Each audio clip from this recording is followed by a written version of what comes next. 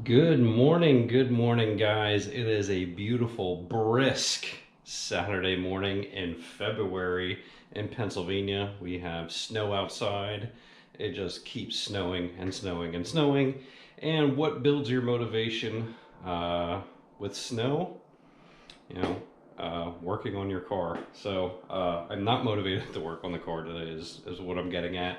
But I need to take a break from studying. I'm a little bit under 30 days out from taking my CCNA test. My mind is just ready to explode with new information and facts and just working every day, and I just got to get away from networking for a little bit. So I'm going to work on the GT500. So thank you to my devoted followers. A couple of my followers have reached out to me to purchase some parts. I'm getting ready to take out one of the parts today for one of my followers. Somebody reached out to me and needed the stock fuel pumps and fuel hat and all that due to some fueling issues that they're having. I've been working back and forth with this gentleman to try and troubleshoot some fueling issues he's had. And he thinks he's got some problems with the pumps. So we're going to send him out my stock pumps and hanger in return for, some money to help the project. Another one of my followers reached out to me for the Shaker 1000 head units. Those are near impossible to find, and I have an absolute mint one because my car was pretty much brand new when I took it out. So I shipped out the Shaker 1000 head unit the other day. We're going to be taking out the fuel pumps today and get them out to that gentleman. You're going to see the motor in the background. Again, this thing has not moved. So I'm going to try and get the oil pan off today. We're going to get the oil pump off today. Just kind of look underneath it and see what things look like. See if I need to get billet oil gears or if it already has it. And then the money that we got from the pumps and the radio, I am either going to buy some Shelby Mike timing chain guides, or I'm going to get some ARP head studs, or probably both. Honestly, I need them both, so I'm probably just going to buy them both, and I have some extra money. So we're going to start acquiring some more pieces and kind of get your guys' idea with a couple other things I'm on the fence about. So we'll go ahead and jump in the car, see if I can squeeze my ass in there, and we'll get the back seat out, see if we get the pumps out. All right, and I know a few of you guys have asked me about my thoughts about this expensive Milwaukee light since I've been using it for over a year now. This thing is absolutely fantastic. Just look at the amount of light. I've never realized how dusty my interior is, but this thing is absolutely worth its weight in gold. It's nice with having frameless windows because I can just snap this thing up on the roof and I can still open up the doors and get in and out without any issues. So this is on high. I think the battery is probably a little bit low. But just look at the amount of light that I can get inside the back seat area. So this thing is fantastic. I've used it in the trunk lid to get out the BAP. Obviously I use it in the engine bay all the time. And now I can use it in the interior of the car if I got to do any radio work, any wiring, etc., etc. So if any of you guys are on the fence about this light, yes, it is expensive. This is an absolutely awesome light. This thing has saved my ass so many times. All right, if you've never taken out your back seat in your S197 car, these are actually real simple. Basically, you just reach underneath the seat, and you're going to see these plastic pressure-sensitive pins there. You actually just push in on that pressure tab, and it pushes this in and allows us to unlatch. You just have those on both ends, and you just pull up the seat out of the hooks, and you're good to go. Some quick lessons to learn here because I've never done this in the GT500 before. I had some issues with getting this line off. I couldn't get to the other side of the line to pinch in on the tabs. So the trick to this is pop the lock ring off first, kind of jiggle the hat loose to pop it up so you get some more leverage on the line, and then you just pinch in on both sides of the lines and pop it off. And again, you will get a little bit of fuel flow out of that. Don't be concerned, just clean it up. And then try and jiggle out the assembly as best you can. All right, and don't be scared to manipulate around this other line right here. You have to push in on that green tab, and basically this is a floating piece. There's a line coming off of one of the top of the pumps for the, I guess that's the return. You can move this around since it is on a movable line, and basically just got to manipulate that to get some pressure, get the pressure off of the line, get that line off so you can feed the assembly out and just kind of shimmy its way out of here. Be forewarned, this does take quite a bit of shimmying to kind of release all the different catch points on here. Again, you got another fuel line in here that connects to the fuel pump assembly. I guess for the return for the pumps, you got to tuck the feed out of the way, and you kind of just have to twist it and turn it and get around the fuel pressure level, or the fuel level sensor, and just make sure not to bend anything too badly here. I'm guessing the fuel level sensor probably will want to come off to get this out of here a little bit easier. But again, you are going to be twisting and turning this. There's a lot of different things for this to get caught on. You got the fuel pump socks. Actually, I might have just released it. But again, you kind of have to get around the fuel pump socks and all these little tabs and miscellaneous things here. Actually, I got the pump assembly out now. Now it's just fishing out the level sensor, and boom, there you go. That is your stock fuel pump assembly, guys.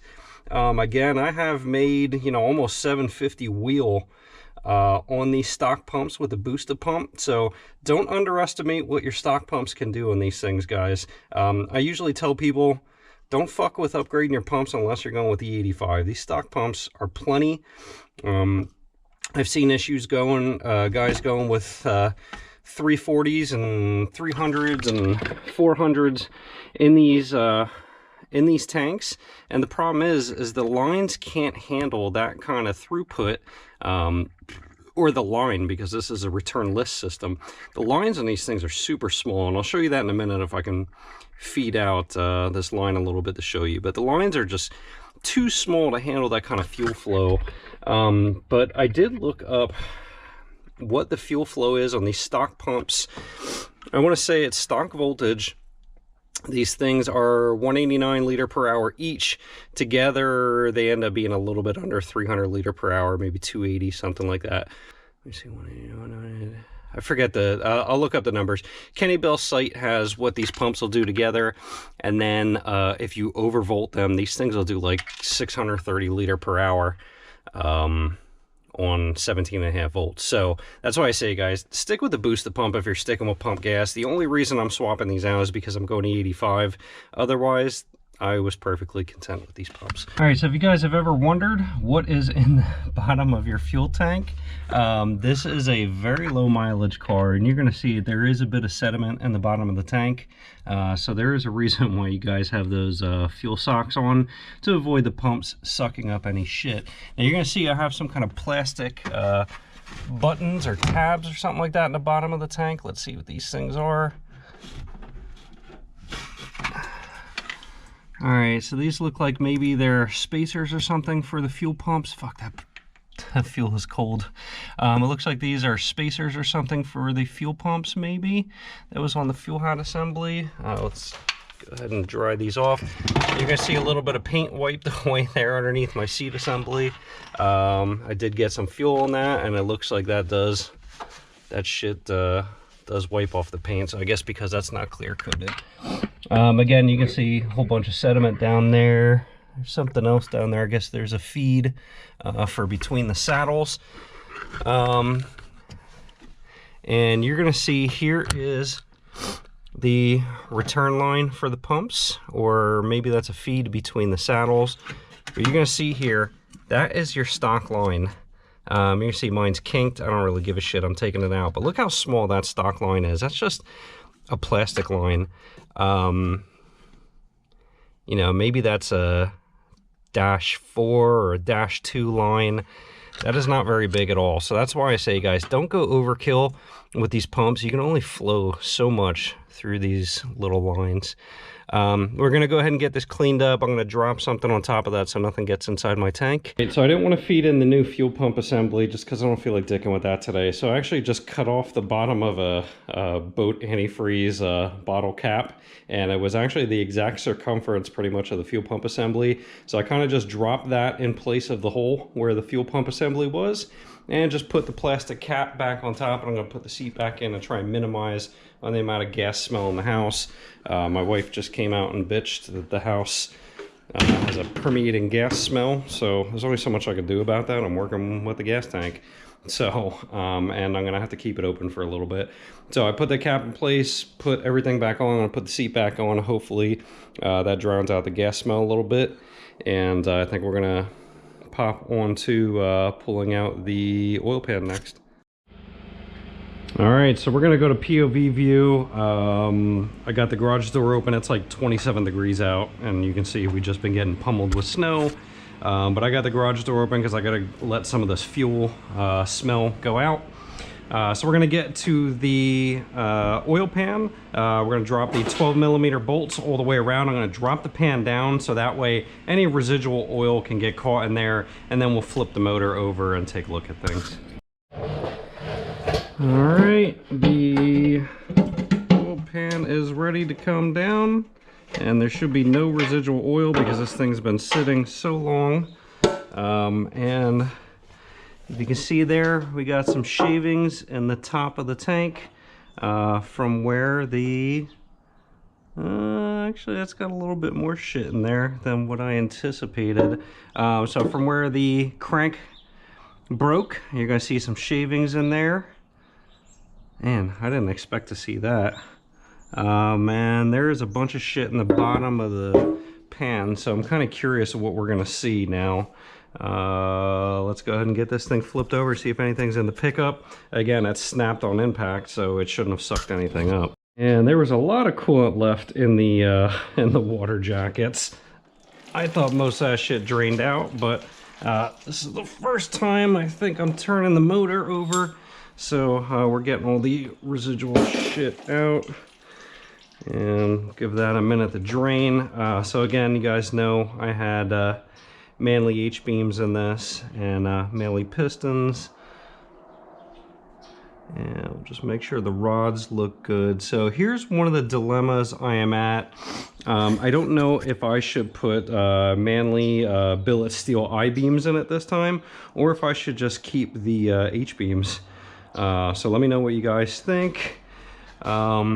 I thought that this thing was studded, and it is not studded. So again, you know, should I go with studs for the mains, or just put ARP bolts back in for the mains? Again, I thought this was all ARP shit for the mains as well. It does not look like that is the case. So let's go ahead and take a look at some things. Doesn't look like the oil pickup has anything on it. So that's good. Again, it broke on impact, so everything is at the bottom of the pan. So, all right. So interestingly enough, if you guys remember, this is a Ford Performance, essentially a Cobra Jet block. Right here, you're going to see the Ford racing part number, and it's M-6009 C5 4SC4. So that is the Ford Performance block.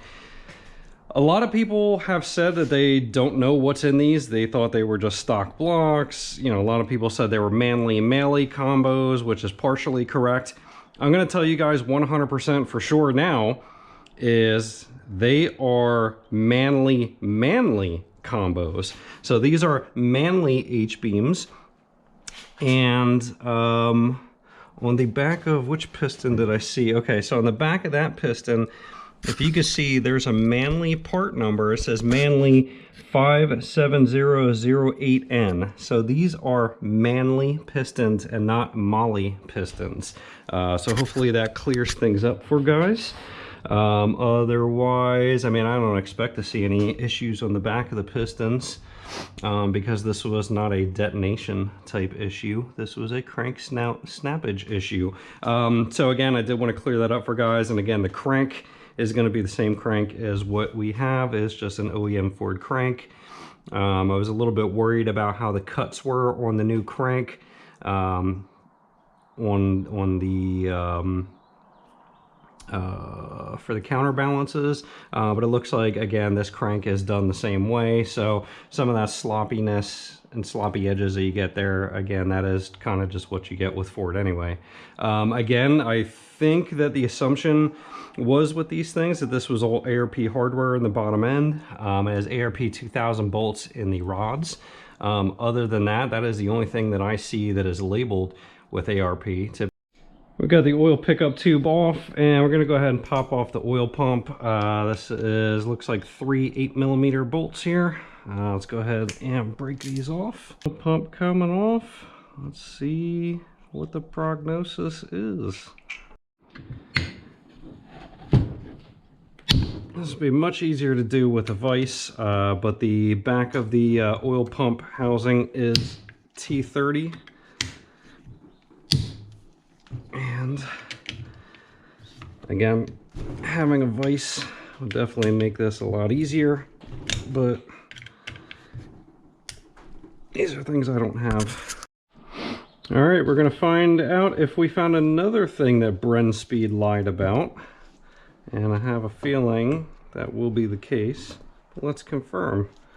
So get the cover off, and let's see here.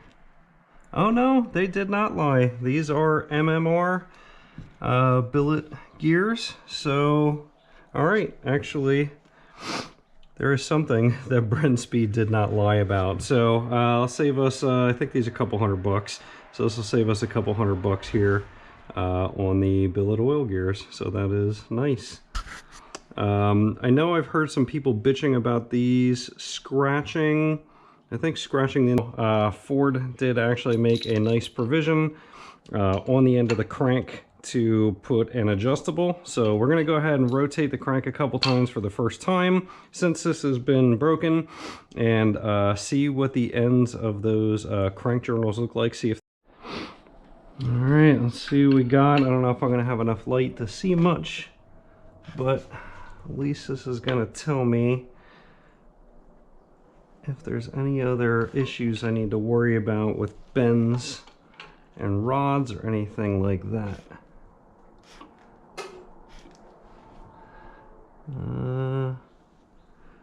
Yeah, there's some hot, I don't know if that's from the forging, but it looks like it is hot right at the end of that journal there too. That one looks fine. I can tell you now that one looks purple.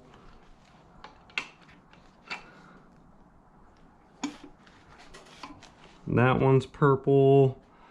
That one's purple.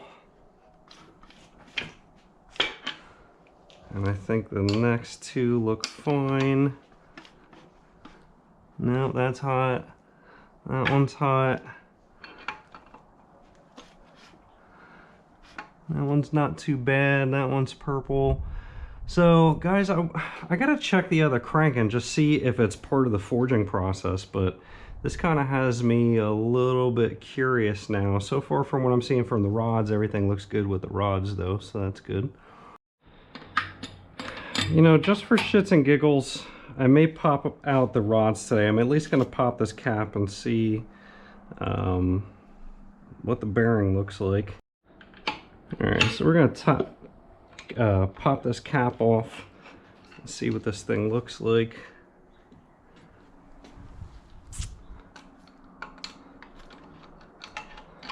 This is kind of where it gets tricky with rotation.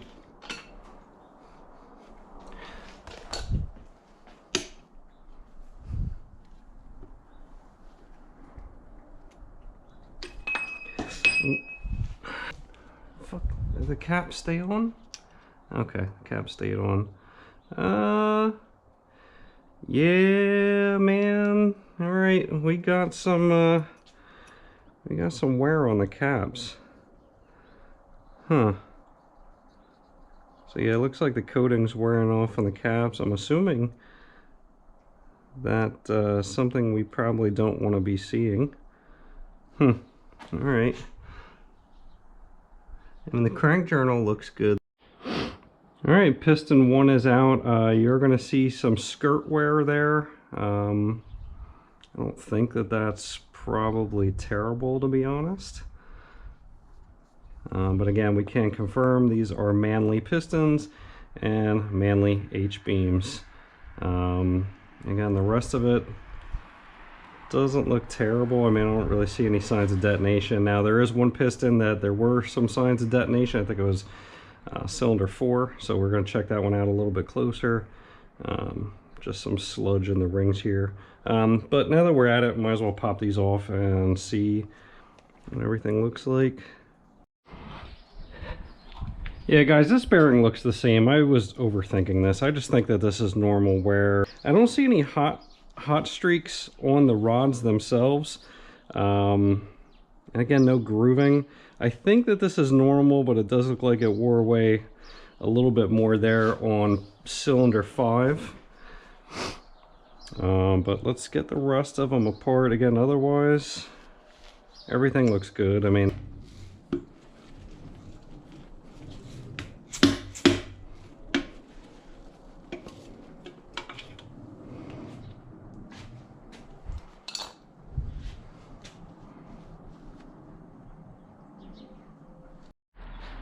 all right, so cylinder 4 is out. I don't know how much you guys are going to be able to see here, but it looks like there has been quite a bit of detonation on this. I'm pretty sure this thing detonated before I got it. Prior owner did bitch about having problems getting the car tuned and the car breaking up. You're going to see some gouges on the top sides of the pistons, the top. All right, so we got all the rods and pistons out. Everything looks good on the crank journals as far as what I can tell. Actually, you know what? That first one does look like it could be scored up a little bit on the insides. I don't feel anything with my fingers, so I think these crank journals are good. I just think I was overthinking it because I saw some flakes inside the oil. So the only other thing I think it could be is the main bearings. This feels like it's turning really good, but again, if you can see those purple spots, I think that those purple spots just have to do with the forging. I'm gonna have to check the other crank. But maybe they're main journal bearing debris, but I don't know. This thing's turning good enough that it makes me think it's just residual shit from the crank snout breaking. So there could have been a lot of dust from that when that sheared off. Who the fuck knows at this point. One thing I will say that I did find interesting when I got these apart is all of the, you know, all the pistons move freely on the rods except for cylinder 8. Cylinder 8 seems to be a little seized up. I mean, it does turn, but it is tough. So I wonder if I bent a piston, I'm sorry, a wrist pin. The rod still looks like it's straight. I really think I probably bent a pin there, or the pin has been bent. Again, I can't imagine anything I would have done that, but just my thoughts on this. Again, I am no engine builder, so we will see what the engine builder says. That being said, the rods look good. If any of you guys are interested in a set of Manley rods, maybe I'll sell the H-beams and go with I-beams. If you guys are interested, reach out to me, and maybe I'll just unload these and use some of that money to get me a third of the way or so towards a set of I-beams. Let me know what you guys think in the comments below. I think we're going to go ahead and end this here. I'm not going to take off the main caps yet. Maybe I'll leave that for another video when I have some more time. But the important thing today was getting the fuel pumps out for that sale so I can get them out to that customer, and getting the oil pump off and confirming that it is billet oil pump gears. I want to say that those are probably in the realm of $300-ish or so. So that saves me a few $100. So that's nice. That's one less thing I have to worry about, as long as the engine builder likes dealing with them.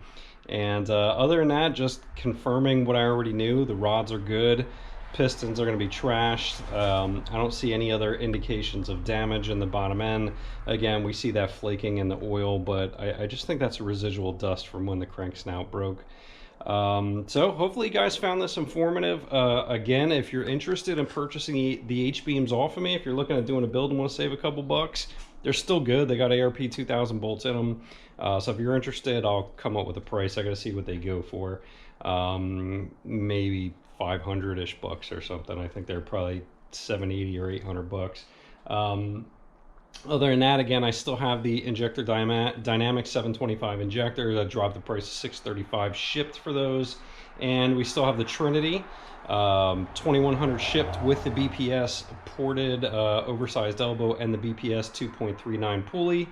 And 2100 shipped for that. And if you guys want the throttle body, 500 shipped for that. And I think that is all I'm selling at the moment, but as the days change, my ideas change for what I'm going to do, and as I sell new parts, as I sell the old parts, I buy the new parts with that money. So we're going to go ahead and wrap this up. I'm going to clean up, and thank you guys for joining me, and we'll catch you on the next one. Stay tuned for updates.